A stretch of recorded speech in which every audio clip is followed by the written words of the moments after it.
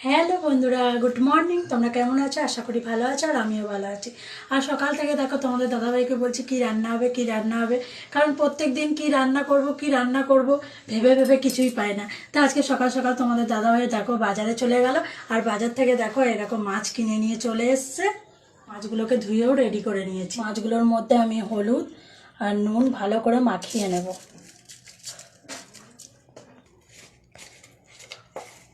সকাল সকালে দেখো ভাত বসিয়ে দিয়েছি এদিকে, আর তেলটা গরম করতে দিয়েছি মাছ ভাজবো বলে।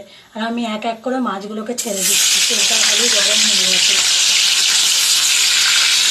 মাছগুলো ভাজাও কমপ্লিট হয়ে গেছে, আর এক এক করে আমি একটা পাত্রে তুলে নিচ্ছি। মাছগুলো লাল লাল করে ভেজে নিয়েছি। যেহেতু আজকে করব মাছের ঝোল, তাই লম্বা লম্বা করে দেখো আমি আলুগুলোও কেটে নিয়েছি, পেঁয়াজ কুচি, টমেটো, রসুন বেটে নিয়েছি, আর আদাও বেটে নিয়েছি। তা আমি ততক্ষণ মাছের ঝোলটা রান্না করতে থাকি। চলো আবার দেখা হচ্ছে দুপুরবেলা।